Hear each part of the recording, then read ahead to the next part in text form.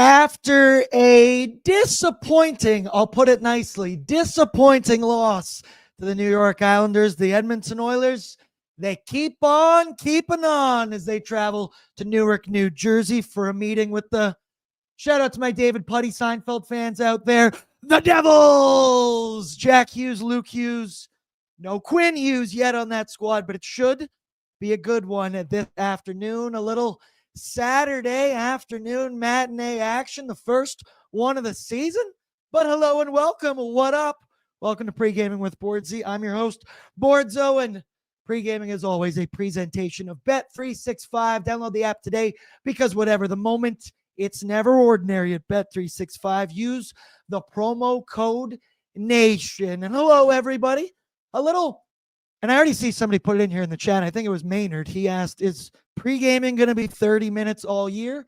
This is the only one that's been 30 minutes so far this season.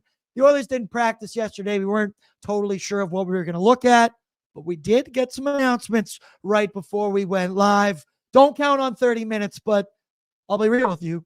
Bordsy's a little bit hungover today. Excited to get this one going.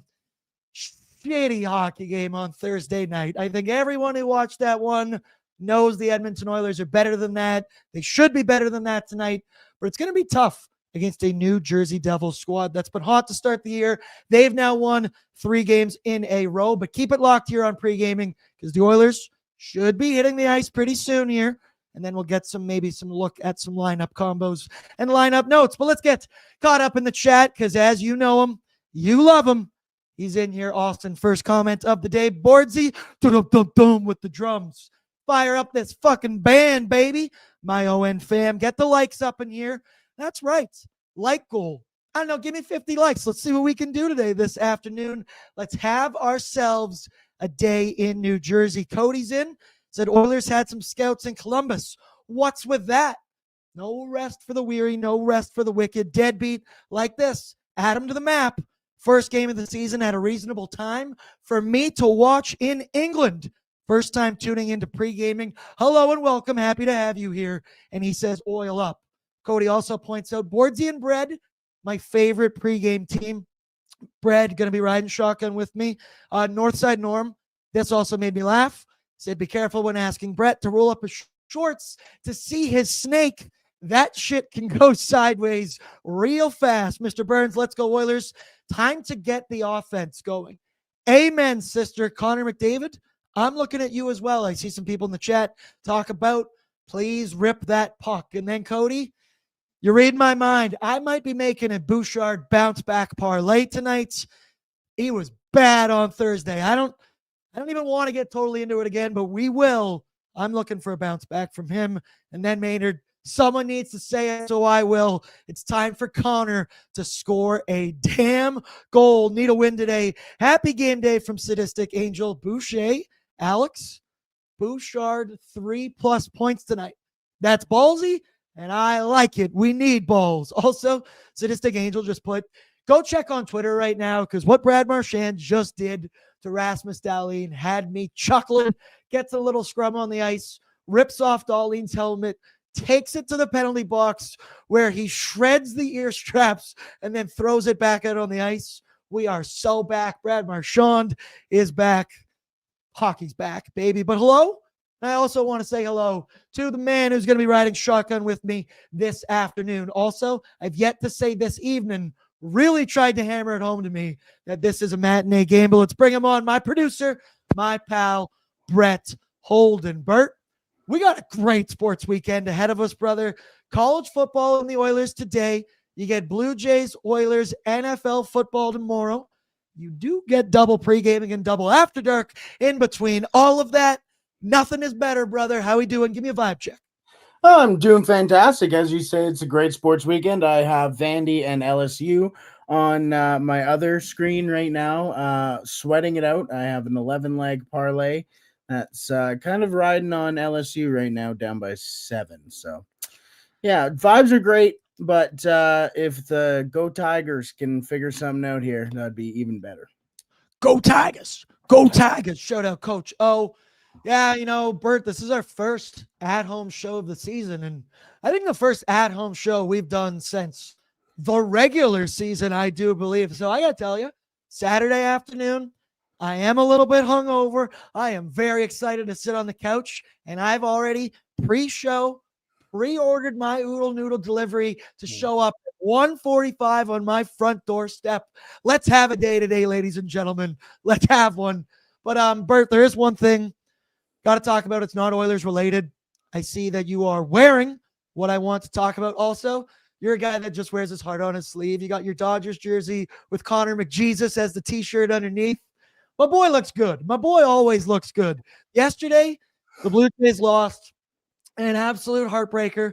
I was in a bar yesterday. That place went from up here to dead silence in the bottom of the 8th inning. It was dark times. Obviously, they give up a grand slam and very late in that game. But Brett, I got a bone to pick with you and your LA Dodgers because this guy, Shohei Ohtani, I'll say it. It's not fair that he's allowed to do what he does. If you missed the game yesterday, he goes out there, pitches 6 innings, allows 2 hits, 10 strikeouts, and oh yeah, hit not 1, not 2, but 3 home runs in the game, dismantling the Milwaukee Brewers. I hate the LA Dodgers with the passion of 1,000 suns. It feels like Jays Mariners. I'm so stressed about the series, but it's just whoever's going to win this gets the right to just get smacked by the LA Dodgers. That was an insane performance from Shohei yesterday. Absolutely unbelievable, brother. Absolutely unbelievable. Like it was definitely like a mood shift. Now listen, I'm a Dodgers fan. If it is the Dodgers and Blue Jays in the World Series, knock on wood, I hope it is. I will be cheering for the Dodgers, but I played baseball my whole life growing up. Blue Jays are very prevalent in baseball Canada, and obviously if the Blue Jays are doing well, Canada loves baseball, and baseball in Canada is doing well. So I hope that all comes about. So it was a definite mood shift in the house, especially for my girlfriend who's cheering for the Blue Jays and me who is cheering for the Dodgers. Not very happy on one side of the household, but very happy on the other. I mean, I love drinking those tears, brother. We had to fight through some shit. Everybody always talked about, oh, the Dodgers can't do it in October. Oh, they're ruining baseball. Yeah, well, you know what? 4 more wins, and then we can really ruin baseball, baby. You are ruining baseball, and I hate it so much, but I understand I can't be bitching. Also, I was a Patriots fan forever, so I get drinking people's tears, filling up your chalice full of championship rings. I get it. I'm jealous because I want to be like you, and I wish we had Shohei Ohtani. But that's enough baseball. We got to talk Oilers.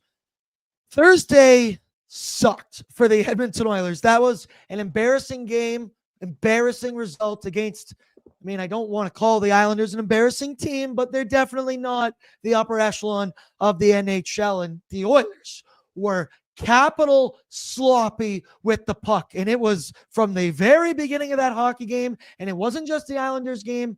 It was also the New York Rangers game. This road trip has not started well, puck management wise, I will say, for the Edmonton Oilers. I mean, against the Rangers, you were able to live because Stuart Skinner put up a beautiful performance. And while I still thought he was solid against the New York Islanders, I don't think he was going to save anything there. It was unforced error after unforced error. Evan Bouchard with an all-time Evan Bouchard performance for all the wrong reasons on the bad part of the spectrum. But it wasn't just Bouch. I thought Nursey was pretty shitty. I'll say it hand up. Brett Kulak, very sloppy with the puck in that game. Even Connor McDavid was fumbling pucks. We see people talking in the chat. I'm sure McDavid has still been reliving passing that puck to Troy Stetcher, not bearing it into the open net. But wasn't just sloppiness. It wasn't just the unwillingness to shoot. The Oilers were allowing odd man rushes. We saw them allow a shorthanded goal against Bo Horvat, just cherry picking in the offensive zone. And if it wasn't that bad, on top of it, Bert, they took 3 minor penalties in the third period, something you just simply cannot do when you're down a goal trying to get back into a hockey game. It's early in the season, and it's only 2 games into the road trip, but this has looked like classic Edmonton Oilers East Coast road trip. They tend to improve as these roadies move along, but Bert, sloppy is the theme through 2 games of this East Coast trip. Yeah, the nice thing about this though is that it is happening early in the season, and especially with the other things that you kind of came into the season with question marks about the depth scoring, the depth on the forwards, everything like that. How are they going to fit in? So far, so good for most of the forwards, and now we're getting to see, as we'll get into later, Curtis Lazar slot into the lineup. You're seeing that depth, and you sign Jack Roslovic. You're in a good spot, so that's a good thing. It's also, as we can kind of strip away the layers, kind of a nice thing that the sloppy play is what's kind of been the dagger for the Oilers. They're getting their goaltending so far. So far, so good on that end. They're getting the defensive plays, and I haven't minded how they've looked on the PK as well. So that's good. Let's now iron out the bad things and take a ride for the rest of the season, see what's working, what's not working, and correct this for the future. I think it's just a good start would be very crucial. You talk about there is good things, there's building blocks. Let's put one foot in front of the other, and maybe some tape to tape passes in our own end for the first 5 minutes of that hockey game. We got to crawl before we walk before we run, and we're going to get there. You see people in the chat talking about it. Evan Bouchard, hey, we've seen this movie before. You're going to see this movie several times again in his 4-year contract extension he's got going on right now. And it's the thing, we talk about it all the time. His calmness can be his greatest asset in the NHL playoffs, but that same calmness, lackadaisical, whatever you want to call it, can be a detriment in the regular season. It's tough when it's not trying to make crazy plays. It's the basic ones, skating it out of your own end at center ice, just crossing the puck over in front of you, and you turn it over in such a brutal fashion to the only guy I'd say in the Islanders that you don't want to give that puck to in one, Matt Barzal. But Evan Bouchard, I fully and firmly believe that he will bounce back tonight. Evan Bouchard knows better than anyone that those mistakes are inexcusable. Chris Knobloch did not mince words in his post-game interview saying, I'll paraphrase, that was bad. He needs to be better, and that was unacceptable. We saw Nobby at points in that game. Not bench Evan Bouchard, but sit him down for stretches. But we know it, Brett. Evan Bouchard is too vital to this team. You're going to live by the sword. You're going to die by the sword. And when you got the puck on your stick that many times in a hockey game, it is going to happen. But it'd be big, especially in the chat and online, a Bouch bounce back game tonight. I talked to you. I'm settled. I'm making the Bouch parlay tonight. Damn it, this afternoon. There's the first one I said tonight. It's not Bordzy's bankroll, but I'm going to do my own Bouch shots, Bouch goal, Bouch 2 points. Let's ride. You pick up what I'm laying down here. Like, maybe it's just because I've seen this too much. I'm too experienced as an Oiler fan. It was also game 4 of the NHL season. I'm not concerned, and I firmly believe Bouch is going to bounce back. Well, it's you when you have enough data on one thing that keeps telling you exactly what's going to happen. It's kind of sitting there going, "Well, it's not like it's not going to happen. Like it's just not. It just doesn't make sense." Like we have had X amount of years now of Evan Bouchard playing the exact same way, and I have said the exact same thing numerous times last year, where it's the give and take of Evan Bouchard. Yes, okay, he's going to make mistakes. It's 82 games. It's the first 5 games of the season for him. And especially when you're in the position of Evan Bouchard, you're not going to be playing that hard or meaningful of minutes in the preseason, which thankfully we are going to be relatively eliminating most of that thought next year when the preseason is shortened. So there are mistakes that are going to happen. I understand that. There's also the give and to this, where it's, hey, he's going to be giving you a lot of offensive abilities, a lot of offense on the score sheet, but also the ability to move the puck out of your end, be able to move that puck over the red line and create stuff. We get prime example is when Quentin Byfield was unable to get that puck out of the King's zone. Who's the one who keeps it in? Evan Bouchard. What happens? The Oilers end up turning that series around, and they were juggernaut since after that moment. And what happens in the playoffs? Oh, Evan Bouchard goes and sets unbelievable amount of records for defensemen in the playoffs. Like it's the same story over and over and over again. And it's I don't understand how we're unable to learn from it. It's the definition of insanity almost. It's like we all complain like we're going to get something different, but we're not. We're getting Evan Bouchard, who is going to go and be a defenseman that can win you a Stanley Cup. Absolutely. I see some people in here. Bush looked frustrated with himself, so I'm sure he'll bounce back. Maynard, put it this way. He couldn't be any worse. That's also accurate. That's also truthful. I like the positive spin zone on that one as well. Lauren, good point. Cannot wait for Wally to be back. We talk about the Oilers sloppy with the puck. We know Jake Wallman, one of his assets, that first pass, bringing the puck, getting it to skilled players out of his own zone. The impact Jake Wallman will have on the squad. Everyone's going to fit back into their roles, and I think he'll be more of a calming presence. Also, he's not going to play tonight. Maybe tomorrow. Maybe against his former team, the Detroit Red Wings. A gritty would hit real good tomorrow if Wally did return. But quickly, need to know info brought to you by Wilhock Beef Jerky, because only the finest tasting meat products earn that Wilhock name. Made from 100% Alberta beef, their jerky is aged, seasoned, smoked, and marinated to savory perfection. They gladly fill orders of any size, and you can find their jerky, sausage, and other products out of their Leduc location. Or for more info, head on over to willhawkbeefjerky.com. So Oilers, this is the first of two meetings between Edmonton and the New Jersey Devils this season. Tonight at the Prudential Center, and again, Rogers Place on January 20th. New Jersey, they went 2-0 against the Oilers last season. Clean sweep. And it was Jake Allen who got both of those wins, and it will be Jake Allen who the Oilers see this afternoon. Allen actually pitched a shutout, 3-0 against the Oilers back on November 4th last season, and then the Devils beat the Oil 3-2 on March 13th. Bert, I don't know, you're pulling co-host duty and you're doing producer duty. We did get a look at the lineup and what it's going to look like on Twitter tonight. Fuck me, today, did it again. Your top line, he's back with Connor McDavid, Ryan Nugent-Hopkins, first line left wing with Connor McDavid and Manja, the bread man, Andrew Mangiapane. And then your second line, they're back as well. I don't know if this one's accurate on the screen. This is from last game. Last game. Okay, so this isn't accurate then. Your second line today, Podkolzin, Leon Draisaitl, and Kasperi Cheeks Klapanen. Pods and Dry back together. Again, maybe even Pods could be a sneaky place to bet for a point tonight. Maybe some shot props for Vasily Podkolzin if they're offering it. The third line, Matt Savoy, Trent Frederick, and newcomer Jack Roslovic. Your fourth line, Rico as a winger. Tommy Smokes as the fourth line center, with Curtis Lazar making his Oilers debut on the fourth line. Your deep pairings, Ekholm with Bush, Nurse with Stetcher, and Kulak with Emberson. As I mentioned, no Jake Wallman.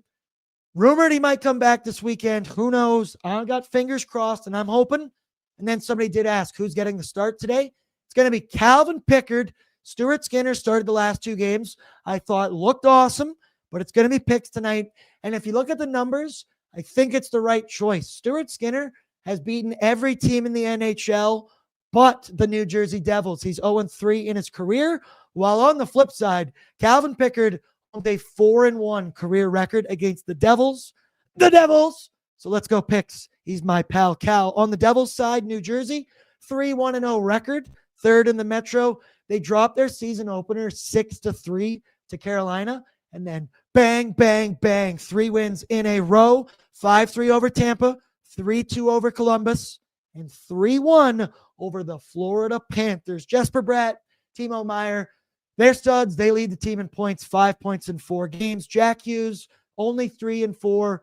We know he's going to be solid. Luke Hughes actually has 4 assists and is playing just under 21 minutes a night. And Jacob Markstrom, he's on the shelf. He's got a lower body injury. He's going to be on the IR for a couple weeks. So that means it's going to be Jake Allen, the man who went 2-0 against the Oilers last year. He's only played 1 game this year, and he had a .957 save percentage in his career. He's 12-9-2 against Edmonton, 2.53 goals against, pretty good numbers, .911 save percentage, which is Bordzy's birthday. And I'm curious in the chat here, give me your storyline, give me your key to victory.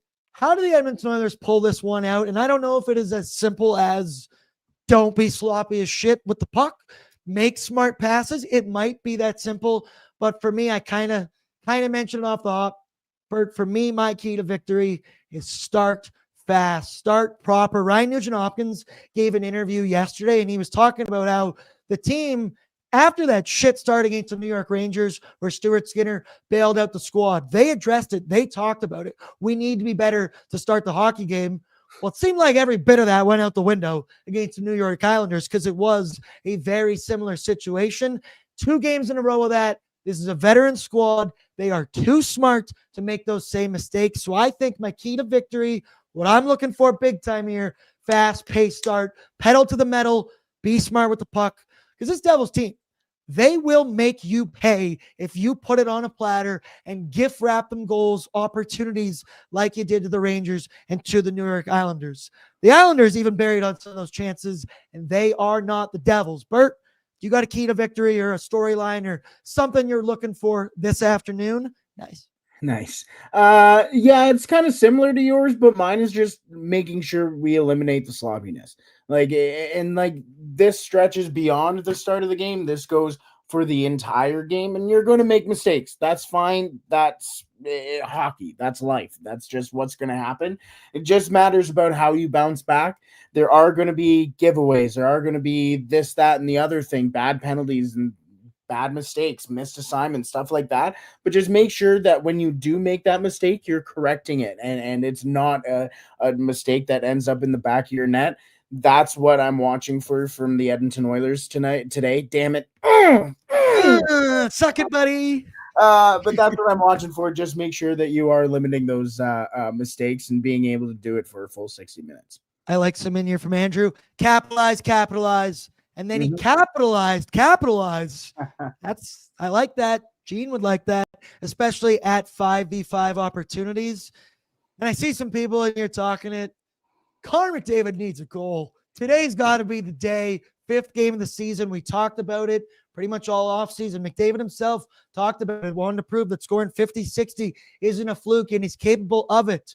And while you look at his box scores, he has been ripping the puck. He has been producing a lot of shots on goal. We've been watching the games. We know he can capitalize on his opportunities a little bit better. And I think today's the day for Connor McDavid. I'm off the Tommy Smokes train. I'm on the Connor McDavid train this afternoon. Also, the Nuge train could be sneaky back on the top line. Bert, I saw you just pulled it up. Maybe just give the visual for folks so they can get a look at what the lineup looks like. The Nuge with McD and Manja, Pods Dry Cheeks, Savoy, Freddie, Roslovic, Rico, Tommy Smokes, and Curtis Lazar. So that does mean there's no Ike Howard on the ice this afternoon. He's going to be watching from the press box. It's been a bit of a mixed bag for Ike Howard to start the year, as you would expect for an NHL rookie. He's had some rookie lapses in judgment. Remember, he had the one moment where he tried to go 1-on-4 against the entire Rangers team. That was pretty funny. He's also shown some offensive flashes where you go, oh, yeah, that guy is a natural scorer. I see why he won the Hobie Baker Award. Kind of a tough one. There's the argument that, I remember last year, like Victor Arvidsson said this, that when he was injured, starting the season with the Oil, then watching from the press box, he was able to kind of look at it from the bird's eye view and watch maybe more systematically, if you will, from the press box. So maybe you could apply that to one Ike Howard. But on the other side of the argument, there's really nothing better than actual experience on the ice. There's no better way to learn than actual experience, whether that's in the NHL or down in the AHL with the Bakersfield Condors. I don't know. I like that Nobby's getting Curtis Lazar into the lineup here. Nobby's been pretty consistent that he wants to get your Troy Stetchers in the lineup, your Regulas, your Embersons in. Curtis Lazar is a part of that. Bert, thoughts on Ike Howard watching from the press box today? Makes sense. I mean, when you take a look at the rest of the players in the lineup, the last 4 games, they are guys who have been able to contribute in one way or another, other than Ike Howard. And that, again, like, this is the luxury of the depth that they're able to have, even after especially after signing Roslovic, where you don't have to force that top prospect in your organization into a spot where he's not going to learn and be able to develop properly. And this is great. Again, get a peek, bird's eye view of an actual full-on NHL hockey game. This is regular season, not exhibition games anymore. You get to see what it looks like at full NHL speed. You know where you're trying to be able to slot in this lineup. Now you get to see it from a different perspective. And hey, if it doesn't end up working out right now, we'll send you down to Bakersfield, get your full 28 or 22 minutes or however long you end up playing on your top line in Bakersfield, and you get to quarterback a power play, everything like that. This isn't a bad thing. This is just really a testament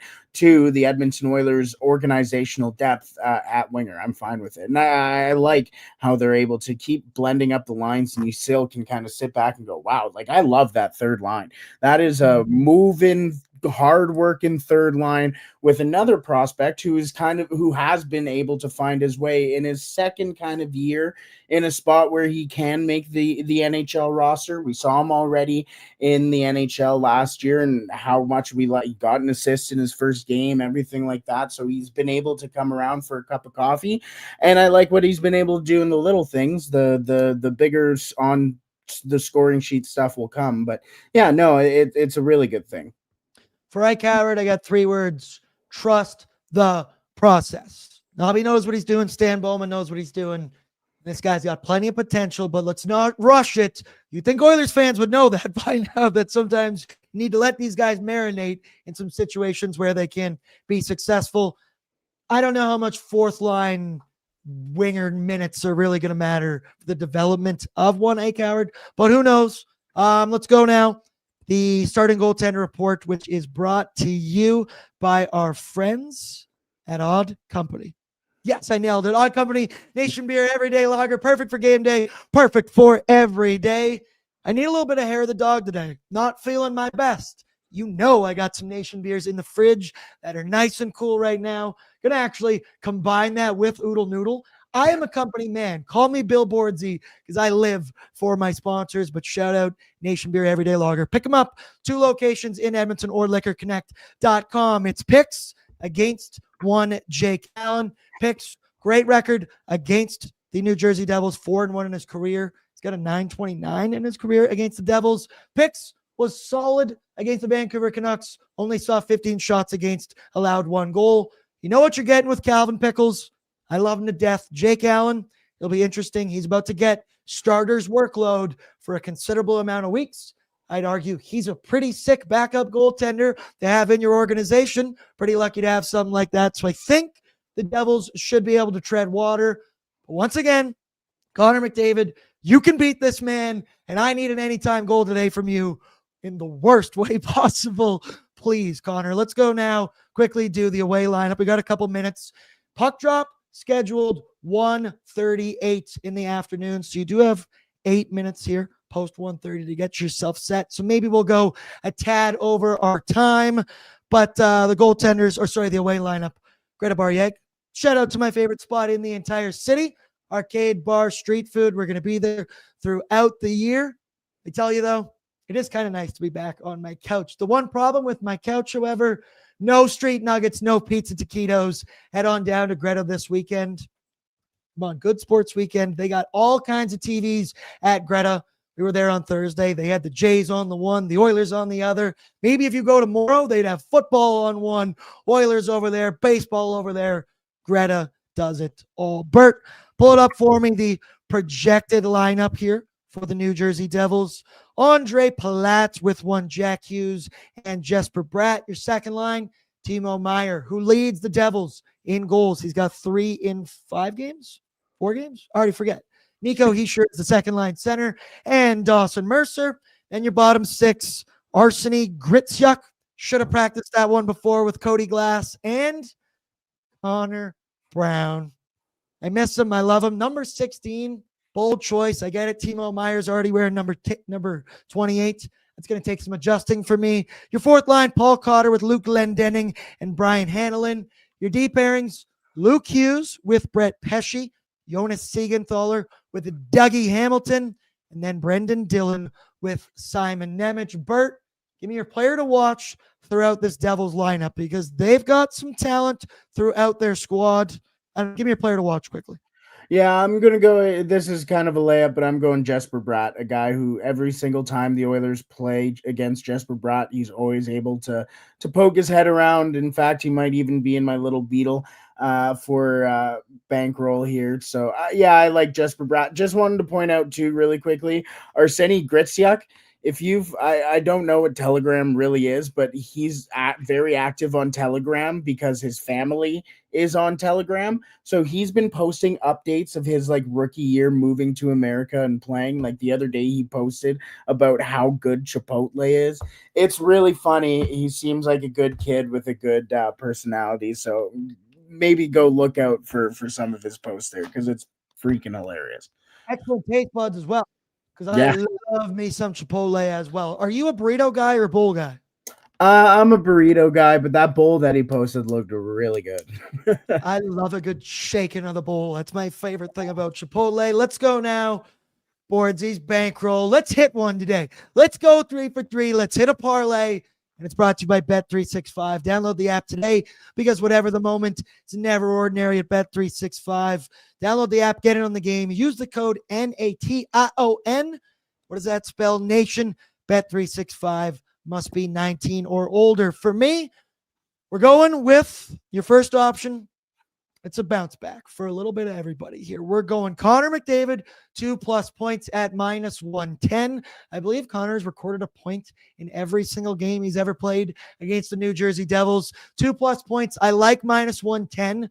That's kind of the best odds you're ever going to get for McDavid at 2+ points, which is crazy, but I'm going to take that. I'm going to pounce on it. The next one, the Bush Bomb. I want it back. I'm looking for 3+ shots on goal, -110.